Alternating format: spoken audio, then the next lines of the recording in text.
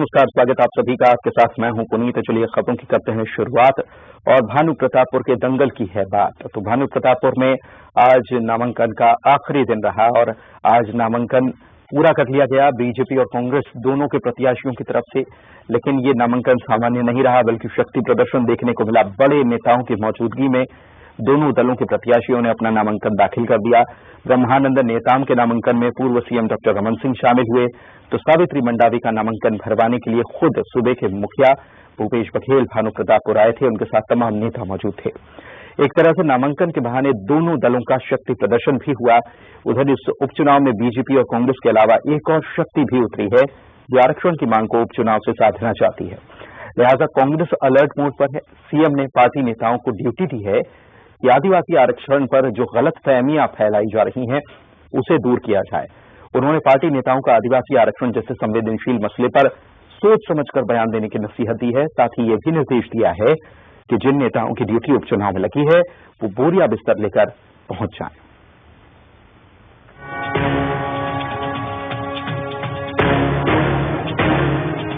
भानु प्रतापपुर के दंगल में बोलेगा सरकार का काम या ये चुनाव होगा बीजेपी के मुद्दों के नाम। जी हां, इस उपचुनाव में सबसे बड़ा सवाल यही है। एक तरफ कांग्रेस जहां भूपेश बघेल सरकार के काम को लेकर चुनाव में उतरी है, तो वहीं बीजेपी तमाम मुद्दों को लेकर चुनावी नैया पार लगाने की कोशिश में है। आज का दिन भानु प्रतापपुर के लिए अहम था क्योंकि दोनों ही दलों के प्रत्याशियों ने अपना अपना नामांकन दाखिल कर दिया। एक तरफ मनोज मंडावी की पत्नी सावित्री मंडावी का नामांकन भराने के लिए खुद सूबे के मुखिया भूपेश बघेल लाव लश्कर के साथ पहुंचे, तो दूसरी तरफ पूर्व CM doctor Raman Singh party के दूसरे बड़े नेताओं के साथ भानु प्रतापपुर आए। यहां सिर्फ नामांकन ही नहीं बल्कि दोनों दलों का शक्ति प्रदर्शन देखने को मिला। इस मौके पर सीएम बघेल और सावित्री मंडावी ने एक सभा को संबोधित किया जिसमें काम के नाम पर वोट की अपील की गई। मीडिया से बातचीत में सीएम भूपेश बघेल ने जीत का दावा भी किया। मुझे जनता पे पूरा विश्वास है। हम लोगों ने जनता की सेवा की, हमारी सरकार ने सेवा की, हमारी पार्टी के लोग लगे हुए, तो निश्चित रूप से जीत होगी और जीत का अंतर भी रहेगा। दिवंगत नेता मनोज मंडावी की पत्नी सावित्री मंडावी ने अपने छोटे से भाषण में सिंपैथी कार्ड भी खेल दिया। उन्होंने कहा कि मैं यहाँ की बहू, बेटी और बहन हूँ। उम्मीद है आपका आशीर्वाद जरूर मिलेगा। उनकी कड़ी हूँ, माध्यम हूँ। जो आप बोलेंगे, जो आप काम बोलेंगे उसको लेकर मैं अपने मुख्यमंत्री जी के पास तो जाऊंगी। और मैं तो एक बहू, आपके क्षेत्र की बहू हूँ, बेटी हूँ, बहन हूँ। ये सब आप सब अपना अपना आशीर्वाद मुझे प्रदान करेंगे। उधर बीजेपी इस चुनाव में करप्शन और महिला सुरक्षा जैसे कई मुद्दों को लेकर उतरी है। साथ ही आदिवासी आरक्षण को भी बीजेपी अपने लिए माइलेज मान रही है। व्याप्त भ्रष्टाचार और जिस प्रकार महिलाओं के अत्याचार हो रहा है, जिस प्रकार अनुसूचित जनजाति और पिछड़ा वर्ग के साथ धोखा किया गया है, और जो पूरे छत्तीसगढ़ की बदहाली है, देश माफिया, शराब माफिया आज पूरे प्रदेश में सक्रिय है। जनता बिल्कुल अपने आप को असुरक्षित महसूस करती है। 4 साल जनता ने बहुत बर्दाश्त कर लिया। ये चुनाव जो ब्रह्मानंद नेताम का हो रहा है वो सरकार बनाने बिगाड़ने के लिए नहीं हो रहा है, मगर इससे एक संदेश जाएगा ब्रह्मानंद नेताम की जीत से कि इसका घमंड है और इसका अत्याचार, इसका अनाचार छत्तीसगढ़ से समाप्त होने के लिए एक पहला मुहर लगेगा ब्रह्मानंद नेताम की जीत से। लेकिन चुनाव में आदिवासी आरक्षण के फैक्टर को भी नजरअंदाज नहीं किया जा सकता। आदिवासी नाराज हैं और उपचुनाव के जरिए भी 32% आरक्षण का दबाव बना रहे हैं। ऐसे में कांग्रेस सतर्कता बरत रही है। सीएम बघेल और पीसीसी अध्यक्ष मोहन मरकाम की मौजूदगी में कांकेर के एक होटल में एक अहम बैठक भी हुई जिसमें नई चुनाव रणनीति से चुनाव लड़ने पर सहमति बनी है। सभी मंत्री और विधायकों को इस बार चुनाव में उतारने का बड़ा फैसला कांग्रेस ने लिया है। भानु प्रतापपुर के हर बूथ पर पार्टी का फोकस है। ये उपचुनाव एक बड़ी चुनौती है और कांग्रेस इस सीट को बचाए रखने के लिए हर हाल में जीत सुनिश्चित करना चाहती है। कांकेर से न्यूज 18 के लिए ममता लांचेवार की रिपोर्ट।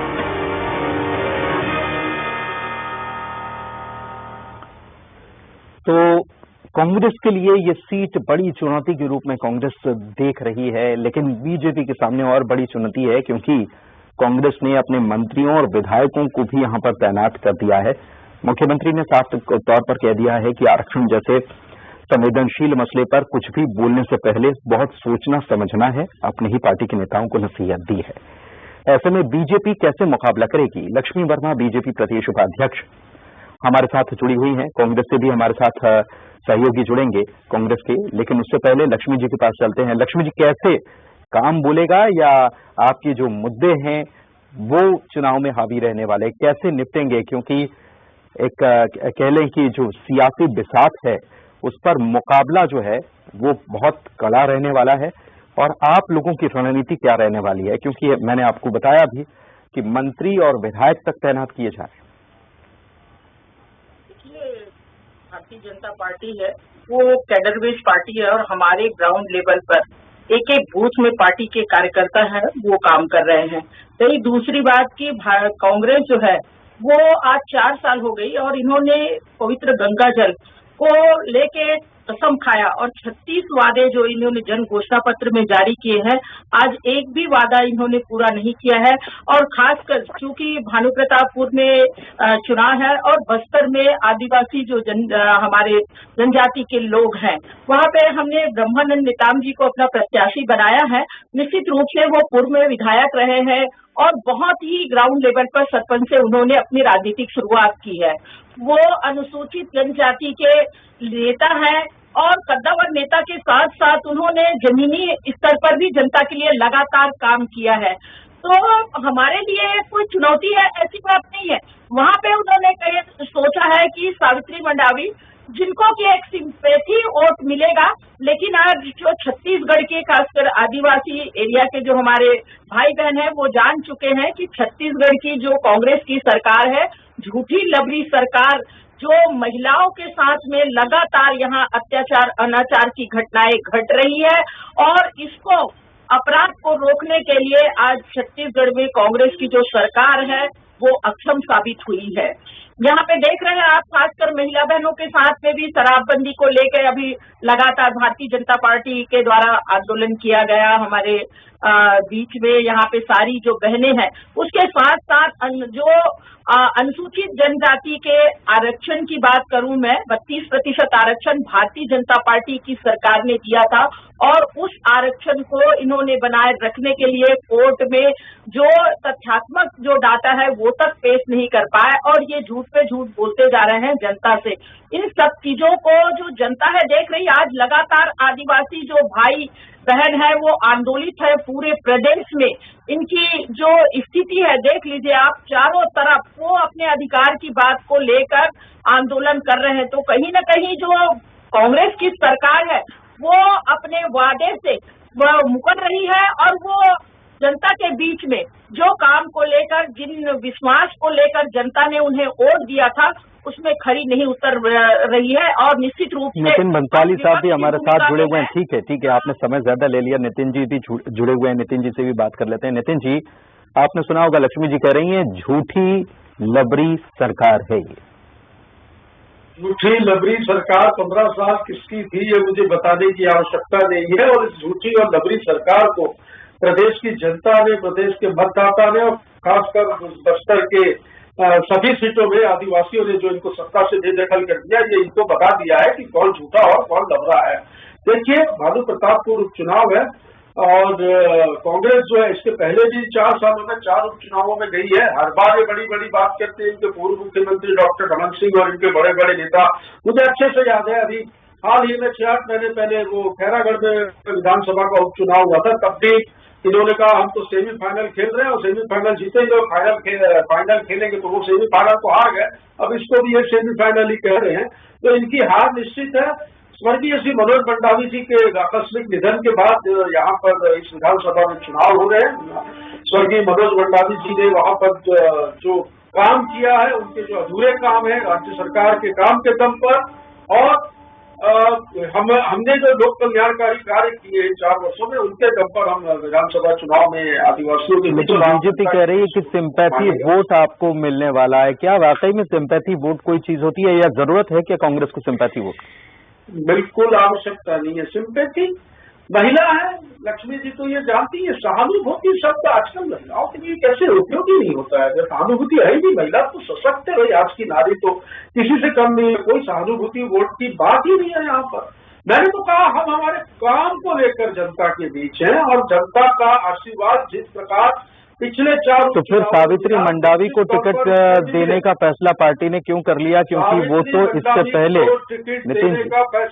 नितिन जी इससे पहले सुन तो लीजिए, मेरा सवाल सुन लीजिए। इससे पहले तो वो शिक्षिका थी, उन्होंने अचानक से वहां से त्याग पत्र दिया और उसके बाद फिर उन्होंने पार्टी ज्वाइन कर ली। तो मुझे ये समझाइए कि फिर सिंपैथी वोट की अगर जरूरत ही नहीं है तो फिर उनको टिकट देने के बजाय जो पार्टी के नेता पहले से काम कर रहे थे उनको टिकट क्यों नहीं दिया?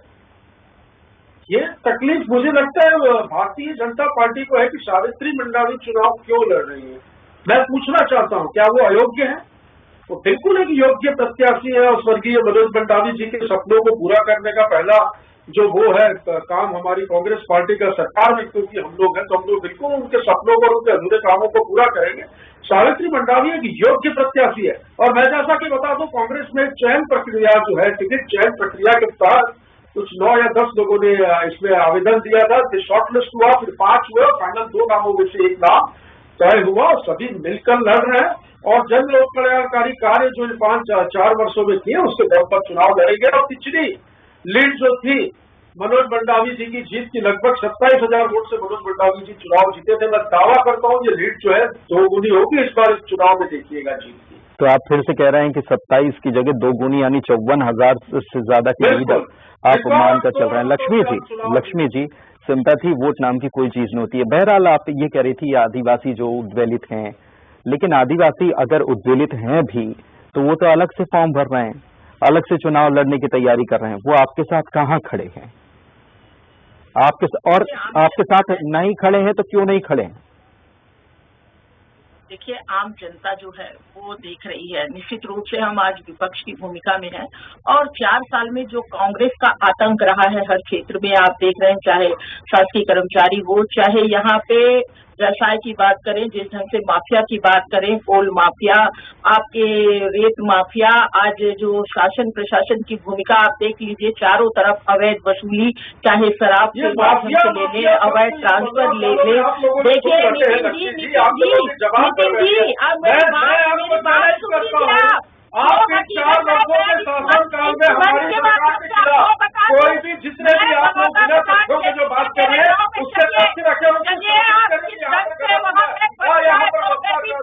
मैं अभी न्यूज 18 के चैनल में ही सूचना दे दूंगा, राजनीति ही छोड़ दूंगा मैं सरकार देने वाली हूँ। सरकार दिग्भ्रमित मत करिए, मुद्दा नहीं है, चेहरा नहीं विपक्ष है आप लोग। अरे हो रही है, कहाँ हो रही है? आपके बोलने से हो रही है, थोड़ी मान लेंगे भाई। नितिन जी वो बता रही हैं, नितिन जी देखिए, नितिन जी जनता के लिए सरकार है।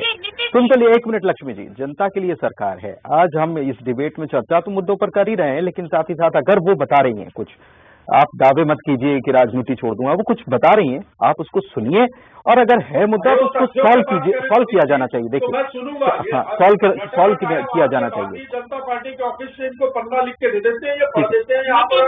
हाँ लक्ष्मी जी बताइए। नितिन जी, क्या आप शराबबंदी कर दिए? मैं जानना चाहूंगी। आपके जन घोषणा पत्र पे ही है वो मैं जन घोषणा पत्र से बाहर पहले उमर भारती से जो शिवराज सिंह बदली कर रहे महिलाओं के लिए काउंटर खोल दिया, शराबबंदी की बात करते हैं। अच्छा लक्ष्मी जी, आप एक महिला है, मैं बड़ा सम्मान करता हूँ। एक एक करके बोलिए, एक एक करके बोलिए, एक एक करके जवाब दीजिए सवालों का, एक एक करके प्लीज एक एक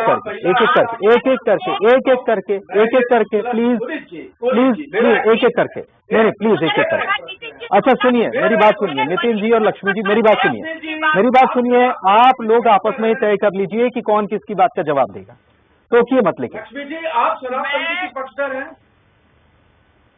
बिल्कुल शराबबंदी होना चाहिए, तो क्या होना चाहिए कि आपने घोषणा पत्र में उसको शामिल किया और शराब का पूरा इसके विक्रय की पूरी नई पॉलिसी बना दी और ऐसा काम किया कि शराब बिक्री के नाम पे ये काम किया आप लोगों ने।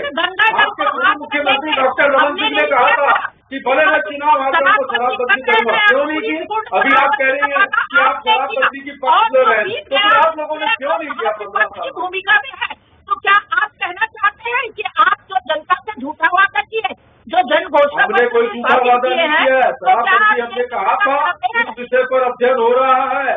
अन्य प्रदेशों में जाकर कमेटियां सर्वे कर रही हैं, राजनीतिक समिति, सामाजिक समिति, ये सारी समितियां जो बनी है, इसमें तो आप लोगों से भी एक नाम मांगा गया था। आप लोगों ने क्यों नाम नहीं दिया? क्योंकि आप चाहते नहीं है कि प्रदेश में शराबबंदी हो। लोगों को गुमराह नहीं कर सकते।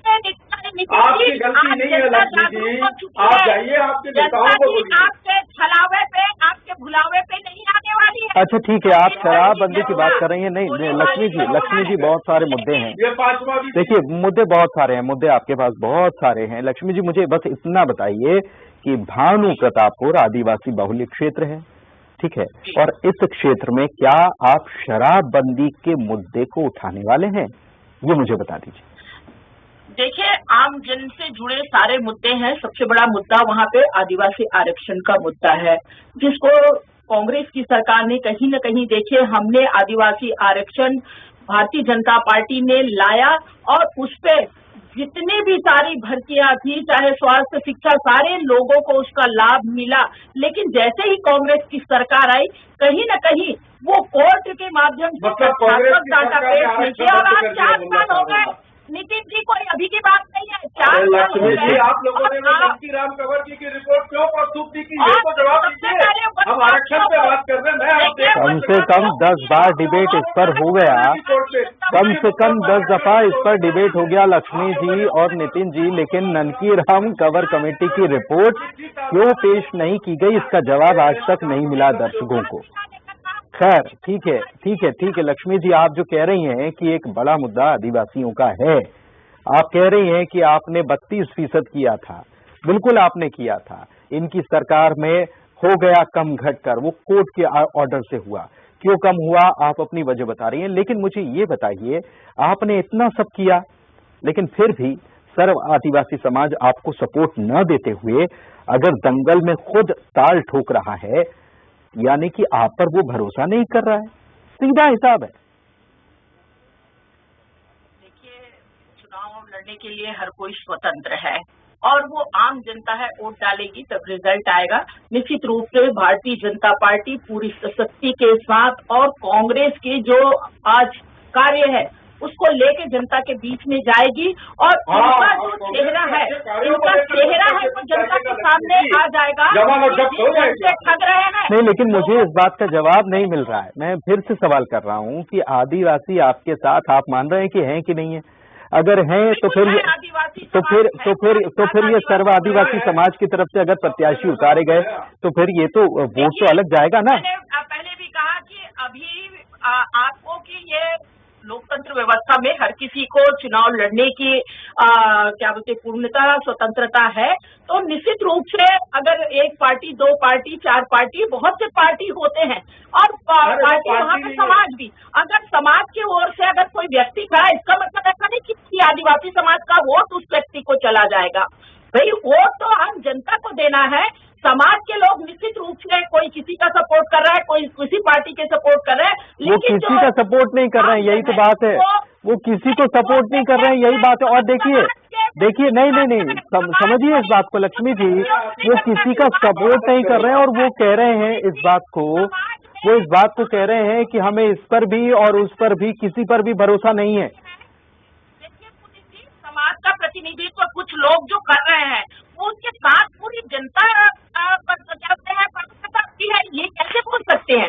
भाई जनता तो जनता है, वो कांग्रेस के भी साथ होती, बीजेपी के साथ भी है और समाज के लोगों के साथ भी है।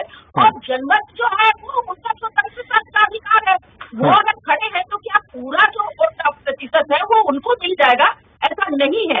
और आम जनता जो 15 साल के भारतीय जनता पार्टी, मैंने पहले भी कहा, मैंने स्वीकार किया कि हम आज विपक्ष की भूमिका में है, लेकिन ये 60 साल तक कांग्रेस राज करने वाली बस्तर के जो लोग हैं भूखमरी से मरते रहे हैं। 1 रुपए चावल में खाने की व्यवस्था, उनको भोजन प्राप्त करने का जो अधिकार है, चावल, वो चावल के लिए पूरा भ्रष्टाचार किया, चावल घोटाला मत खुलवाइए लक्ष्मी जी, साक्ष्य भी है। और इतना यदि अच्छा काम किया तो एक भी सीट तो नहीं जीती आपने बस्तर से, खरीदने का काम अच्छा। एक बात बताइए नितिन जी, आपको नहीं लगता है कि ये चुनाव इसलिए भी महत्वपूर्ण हो जाता है कि अगर बीजेपी के खाते में ये सीट चली जाती तो एक गेटवे हो जाएगा बस्तर में दाखिल होने का विधानसभा चुनाव के लिए? सवाल ही नहीं उठता पुनीत जी, हमें पूरा भरोसा है, भूपेश है तो भरोसा है।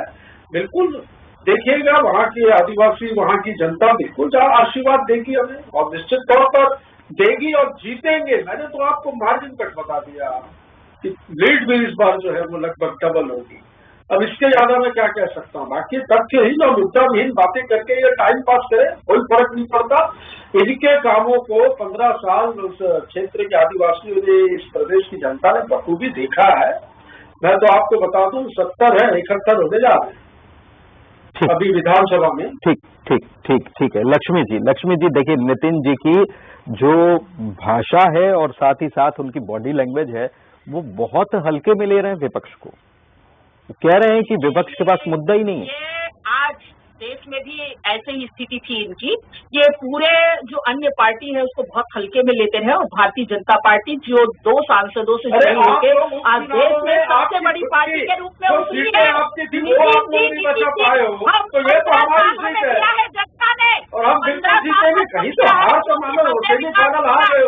अब मानते हैं सेमीफाइनल हार गए खैरागढ़ वाला, ये कौन सा फाइनल है? सेमीफाइनल है, ये बता दो, क्या 2 बार होते हैं क्या हारने के लिए? वो नजरें बैठी है कि कब भारतीय जनता पार्टी के लोग आए और उनकी जो बातें हैं उनको मंच में रखे, ताकि ठीक है। आप दोनों के अपने अपने दावे हैं, कोई मुद्दे उठा रहा है, कोई काम की बात कर रहा है कि हमने काम किया है। जनता सब कुछ देख रही है और जनता ही जनार्दन होती है, फैसला भी वही लेती है। अब देखना होगा कि भानु प्रतापपुर की जनता क्या फैसला लेती है। बीजेपी का दांव चल जाता है या कांग्रेस की तरफ से जो दावा किया जा रहा है वो नजर आता है। बहुत शुक्रिया आप दोनों मेहमानों का चर्चा में शामिल होने के लिए। इसी के साथ डिबेट में पाएं।